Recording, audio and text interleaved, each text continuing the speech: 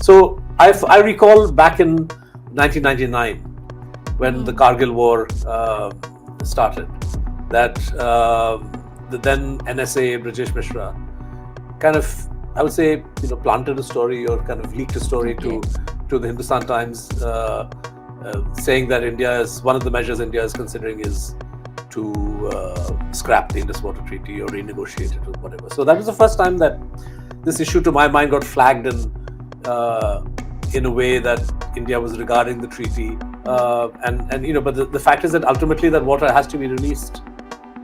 So there can be discomfort caused as more water gets accumulated, right? So if you want to not have flooding on the Indian side, you have to release this water. Right. But yeah, I mean, if India wanted to be nasty, you could play around with that water flow in such a way that you cause flooding and so on. But the thing is that the optics of that, of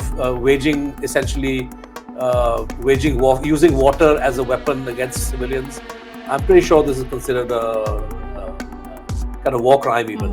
I'm Devirupa Mitra, the diplomatic editor of The Wire, and I have Siddharth Varadarajan, the founder editor of The Wire. And we're going to take stock of what has happened so far on the diplomatic front in recent developments, which everybody is talking about, which is the India's retaliatory moves against Pakistan following the Pahalgam incident, terror attack, and then followed by Pakistan taking a number of steps which it has announced, including abrogating basically that it will withdraw from the Shimla Agreement, and that it has also declared that if India stops water from the Indus River, that it will be act of war. Can I ask you first of all, starting with India's retaliatory move? India took 5 steps out of them. Which do you think were the most consequential ones? Well, the fact is that India-Pakistan relations are already were already at such a low level, but there was hardly anything happening at the bilateral front. That reducing the size of the high commissions, getting rid of the military attaches, shutting down the Wagha-Atari crossing, closing the land route, for trade, is all really not very consequential, because asking all Pakistanis in India to leave. I mean, there aren't, India has not been giving visas to Pakistanis for some time now. The relations is already very hollowed out. Yeah, exactly. So frankly, there wasn't that much of fat for the Modi government to actually cut away and yet appear as if it was taking action. So I suppose of the measures announced, the decision to hold in abeyance the Indus Water Treaty, which is kind of in line with what the government has been saying for the last year, that we want to renegotiate this treaty, that the treaty has outlived its use, demographic and ecological factors have overtaken it, etc., etc. I suppose that one announcement is, at least in formal terms, consequential. Although, again, in terms of changes on the ground, and we can go into this in detail, I'm not sure what abeyance or refusing to abide by the Indus Water Treaty will mean in the short to medium term, because the water flows are a factor of nature, geology, geography, ecology. The hydrology of the Indus Water Basin is not something that can be switched on or off by diplomatic fiat, right? So even this is, I would say, a declaration of intent, and one that Pakistan has also chosen to read that way, even if on the ground it doesn't really matter all that much for now. Right. But the Indus Water Treaty, India has been trying to use it as a lever against Pakistan for some years, right? And it has a long history of India saying to Pakistan that it is possible that we may want to reconsider it for a long time. But Pakistan has never wanted to review it, right? Well, on the Indus Water Treaty is one of those long-standing bilateral agreements that has held for many decades, has been implemented largely, fairly by both sides, because the way in which the treaty is structured is such that the water flow in the western rivers, which is the Indus, the Chenab, and the Satluj, are reserved exclusively for Pakistan's use with some minor exceptions in terms of India, India being allowed run-of-the-river projects. And the eastern rivers are essentially reserved exclusively for India's use. And so India has, drawn what it can, what it wants to from the eastern rivers. Pakistan doesn't really depend on the eastern rivers for all that much, but the western rivers do matter a great deal for Pakistani, the Pakistani economy, agricultural sector, and so on.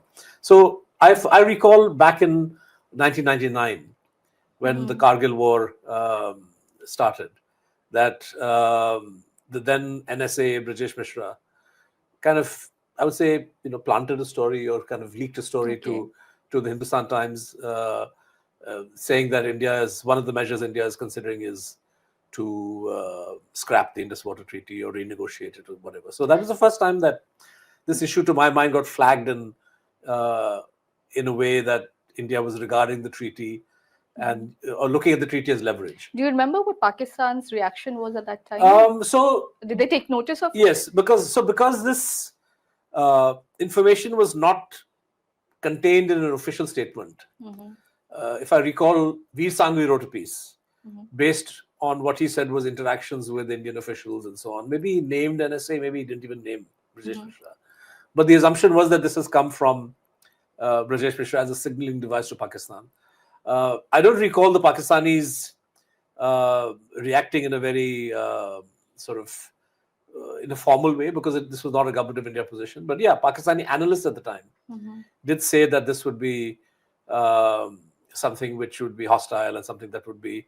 But they also pointed out at the time that, look, it's not such an easy matter, because the fact is that to use the Indus Water Treaty, to cancel the treaty and use the waters of the Indus River Basin as a weapon, which India may like to do under certain circumstances as the upper riparian, is not such an easy matter, right? The geology, the topography of the place, you have to look at where do these rivers flow through in India before they enter Pakistan.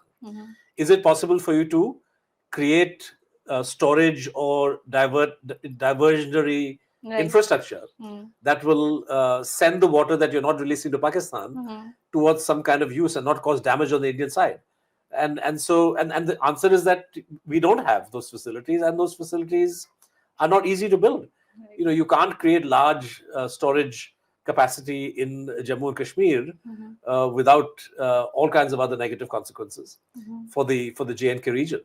And it's not easy to evacuate that water to Punjab or Haryana, quite apart from the political moral arguments that will raise. But but we saw the first response to the flagging of the Indus Water Treaty by the Indian side 2 or 3 years later, when the head of the Strategic Plans Division of Pakistan, General Khalid Kidwai. So for viewers who don't know, the SPD is the sort of apex policy planning division of the Pakistani military handling their strategic assets, their nuclear arsenal. Exactly, right? And so it was very rare. Khalid Kidwai had never spoken, and Paolo Cotta Ramusino, who's an Italian scientist, part of Pugwash International. So they'd been very active in terms of having meetings ever since the Pokhran and Chagai tests of 98, in trying to deal with emerging nuclear challenges in the subcontinent.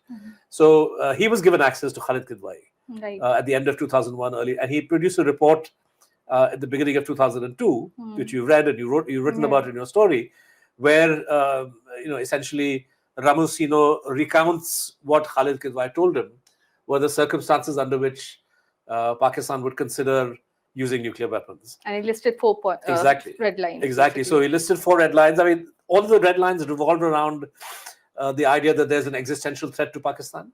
And Khalid Kidwai General Kidwai qualified what those would be. And one of them was the economic strangulation of Pakistan. And there, Cotta Ramusino puts in a footnote saying that, giving 2 examples, which obviously have come from General Kidwai. One, the stopping of the Indus rivers, and 2, the naval blockade. And so in the Pakistani strategic mindset, the connection was made as early as 2002 and made as part of public signaling that any attempt by India to mess around with the flow of the Indus water system would be seen as not just an act of war, but as an act of war that would then leave Pakistan to say, we reserve the right to use nukes.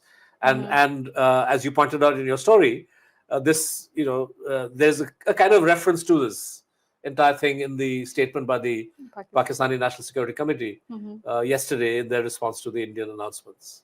I would also, one is basically about the, perhaps talking about the stoppage of the water, but there are also very, functional issues in the Indus Water Treaty. For example, they used to have regular meetings of the Indus commissioners, their sharing of hydrological data. If all of that is stopped, and and perhaps the waters are not stopped, or we don't go to that extent, that will still have an impact on Pakistan, right? For example, if the hydrological data, which basically gives us certainties to to the farmers about monsoons and flooding, if that doesn't come down to the downstream to the Pakistani shared with the Pakistani government, that will create problems there. Yeah, I mean, no, that's a great point. I think you're right. The upper riparian in an ideal world ought to share hydrological data with the lower riparian, because that allows the lower riparian to plan.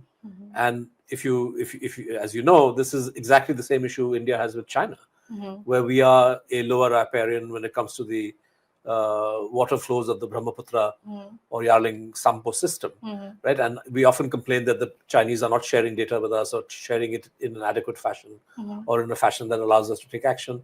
So this is a complaint of lower riparians throughout the world. I suppose they can live with it if that data is delayed or not given.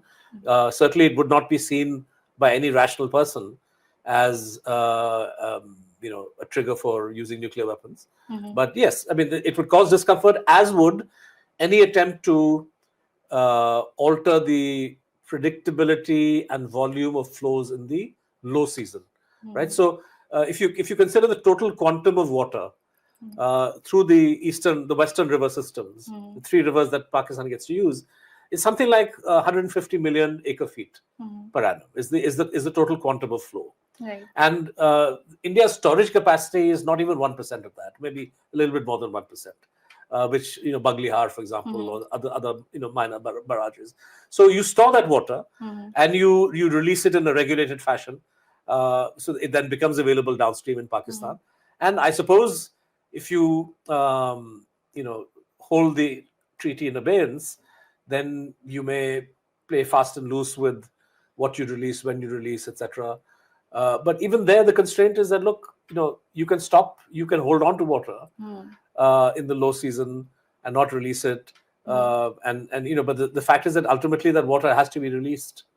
So there can be discomfort caused as more water gets accumulated, right? So if you want to not have flooding on the Indian side, you have to release this water. Right. But yeah, I mean, if India wanted to be nasty, you could play around with that water flow in such a way that you cause flooding and so on. But the thing is that the optics of that, of waging war, using water as a weapon against civilians, I'm pretty sure this is considered a kind of war crime, even in any, if you're kind of targeting civilian power. So deliberately causing a flood as a means of waging war is not something India would like to be seen in the world as doing, right? So I think that India can cause discomfort in the short term, but it's the medium to long term. If you look at Pakistani analysis, there was a very long detailed piece in Dawn newspaper the other day by a professor of environmental sciences,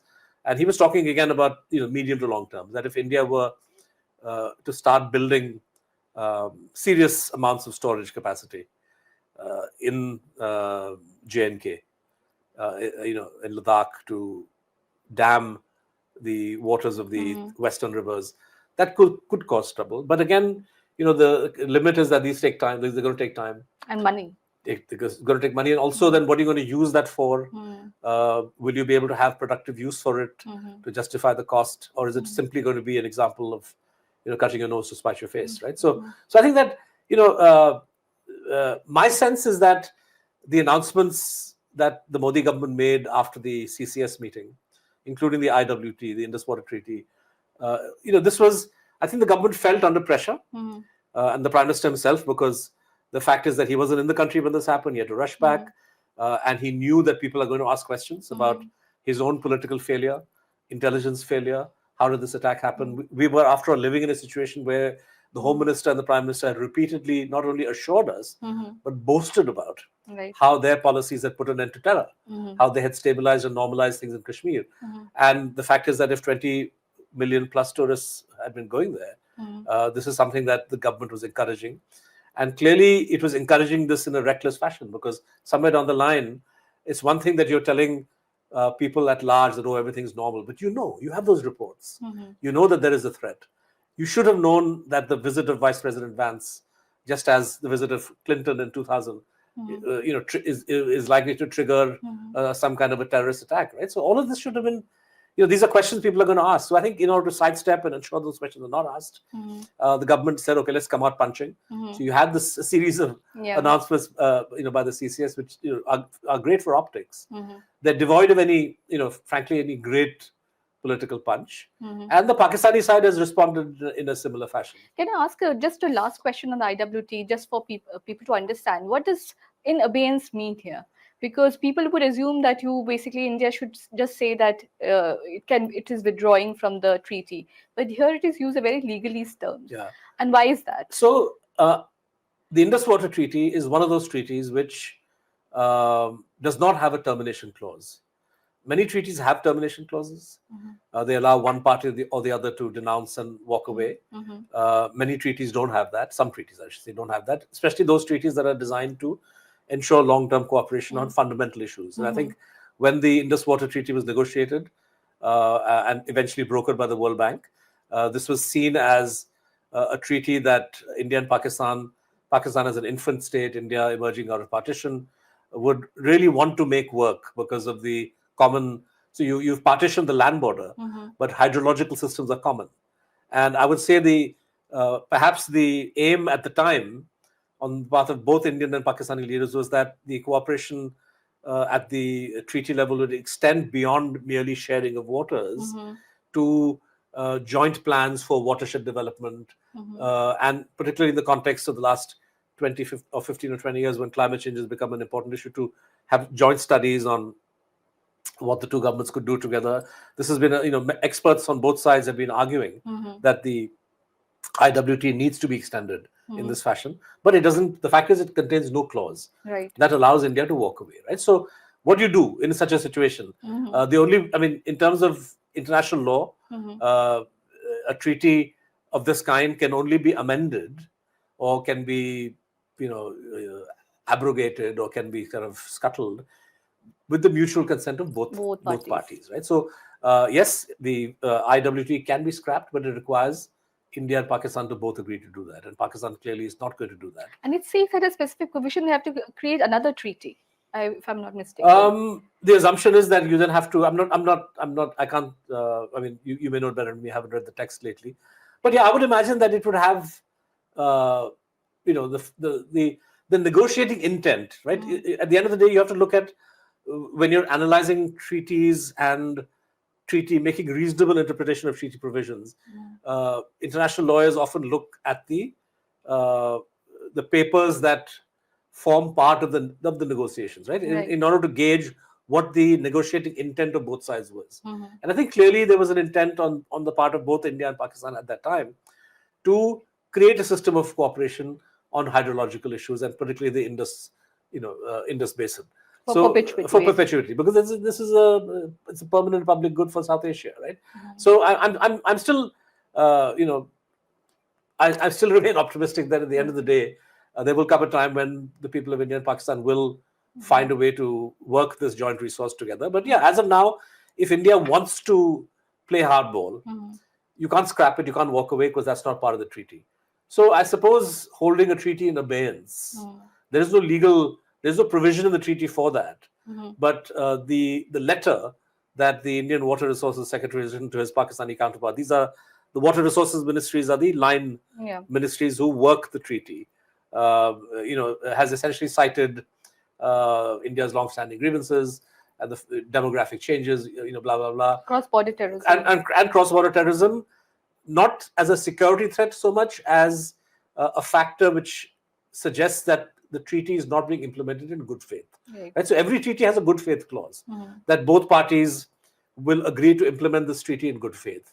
So the continuation of cross-border terrorism, you could argue, and the Ministry of Water Resources has, that if you're, you have this treaty, it's not being run in good faith, because at the same time you're creating a permissive environment for the Lashkar-e-Taiba or Jaish-e-Mohammed or other terrorist groups to operate from your soil and attack us. So, the Indian letter has made these points, I think, largely for the consumption of lawyers, so that, as and when this matter is litigated, as it is bound to, the letter, gives India a legal leg to stand on. But essentially, holding something in abeyance is just it's a legal trick. Right. And I think the idea is to send a signal to Pakistan that it's not as if we are devoid of ways to make Pakistan hurt. Right. And as for the practical import, even in the medium to long term, I'm not particularly sure that that's feasible or wise. But that seems to be the government thinking. Right. The other important piece is basically about the Shimla Agreement, and here Pakistan deployed its own version of legalese, where it used very difficult, complicated language to say it shall exercise the right to. It's a little complicated. Shall exercise the right to hold all bilateral agreements, including but not limited to the Shimla Agreement. What does it mean exactly? So, unlike the Pakistani announcement essentially is a declaration of intent that we plan to hold them in abeyance, right? Technically, they haven't put a date or made that formal announcement, but it's clear that the intention is to do that. And again, holding this in abeyance is simply a way of saying, okay, the letter and spirit of these agreements will no longer bind Pakistan. Now, unlike the Indus Water Treaty, all of these other agreements are conventional agreements, and it's easy for a country to walk away from them. It's interesting and important to know that Pakistan is not saying we're walking away, which India might well have said about the Indus Water Treaty if it was structured in that way. Right. But these other agreements don't, they may or may not have clauses that allow termination in that way. But it's understood that these are bilateral agreements that are formal treaties, unlike the Indus Water Treaty, right? And here, you have a whole range of agreements going back to partition. Immediately after partition, you have the Liaquat-Nehru Pact, which had to do with the treatment of minorities in each country by the government, and non-interference in the affairs of minorities.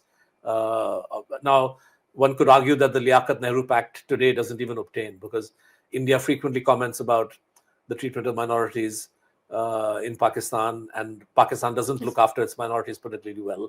And Pakistan frequently comments about the treatment of minorities in India. And India also does not look after its minorities.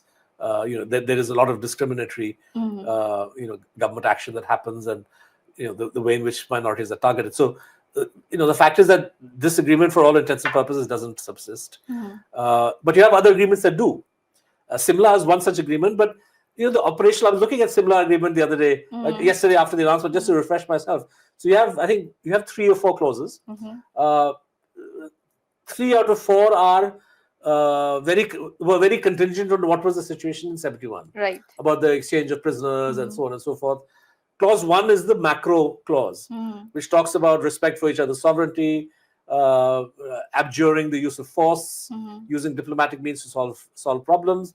And more importantly, that's where the line of control, as the de facto border between India and Pakistan, comes up in a formal sense, right? It's the document that actually, it kind of talks about the sanctity of the LOC. For India, this was important because if you recall the choreography for ending Kargil, so Pakistan always took the view that these are terrorists who have crossed the line of control. We are not involved. But India was able to expose that lie, and India was able to actually play a recording of Musharraf and General Aziz that India was able to obtain. Of course. Essentially admitting that these fighters were Pakistani soldiers. Then India was able to build public opinion, and in particular to put pressure on the Chinese and the Clinton administration at the time. And what emerged was that Pakistan was forced to reiterate its commitment to respect the sanctity of the line of control.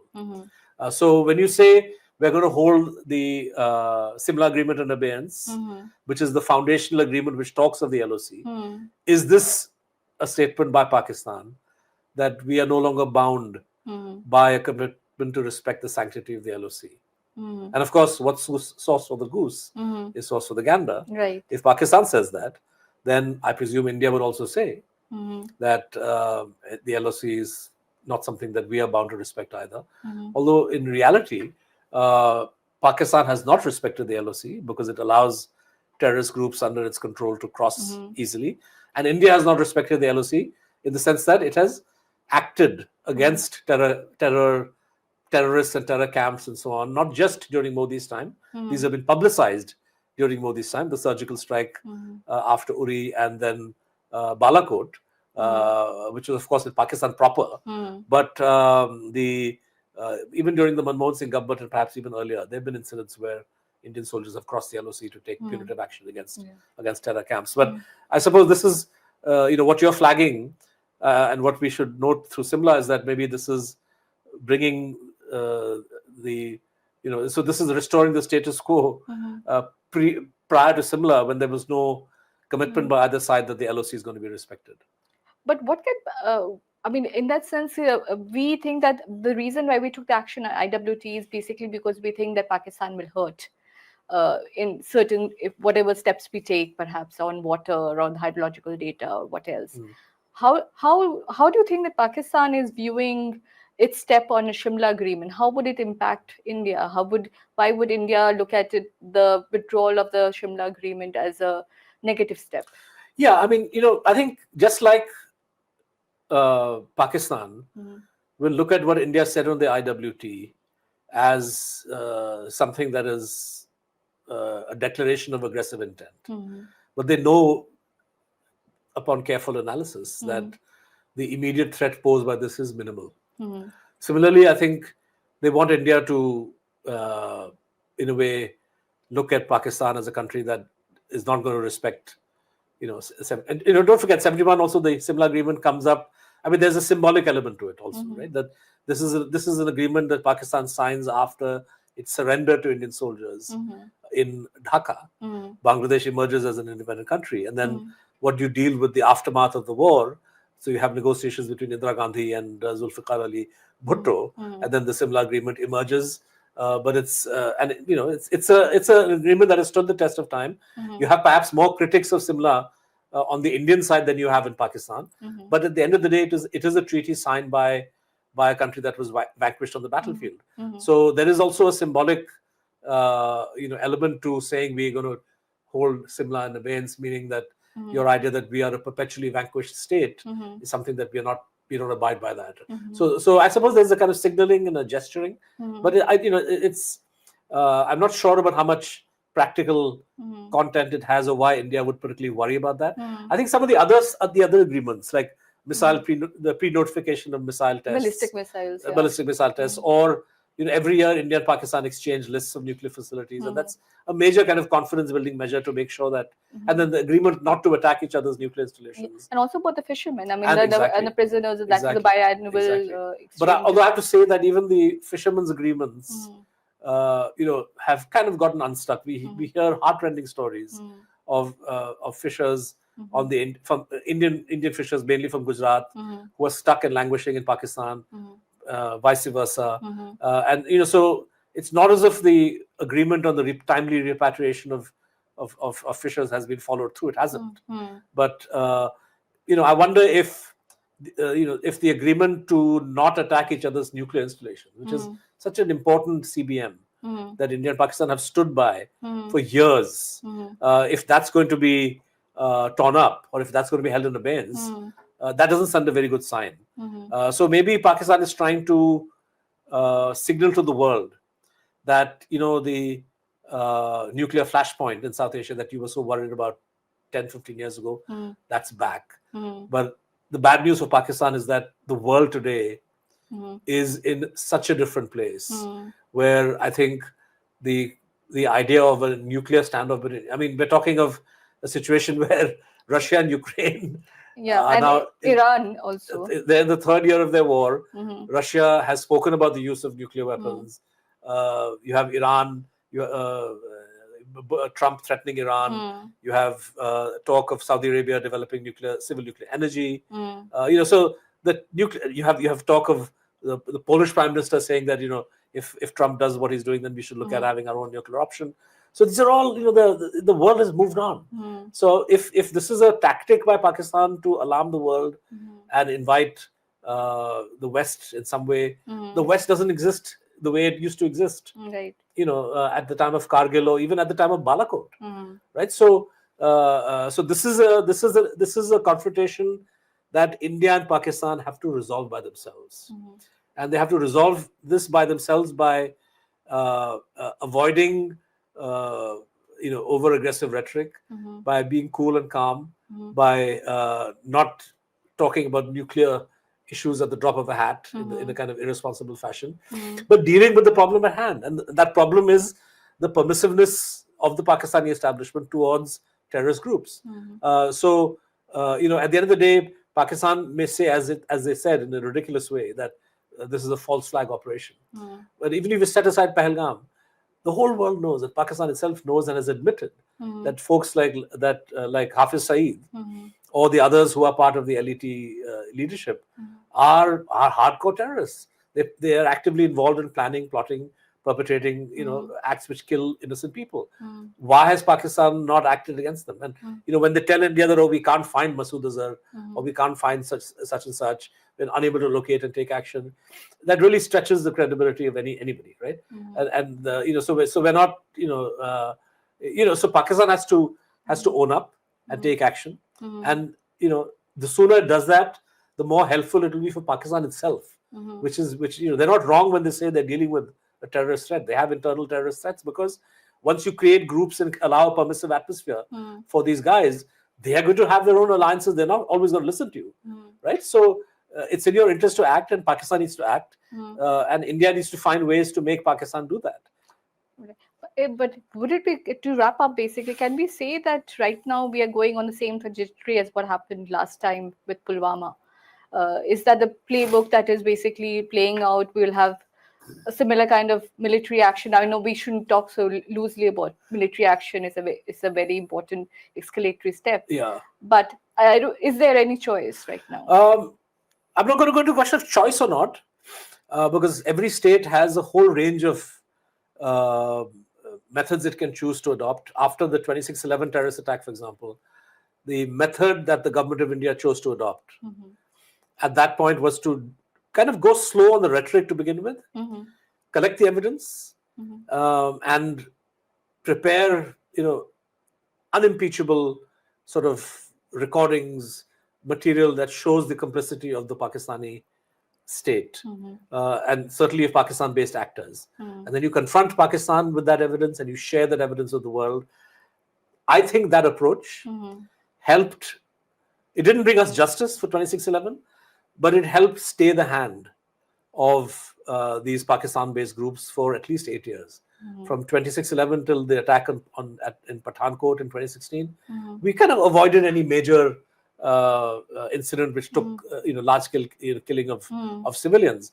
And I think that was an effective method the government of India adopted of putting global pressure on Pakistan, forcing Pakistan to admit that it had some cleaning up to do. And it brought us a measure of peace.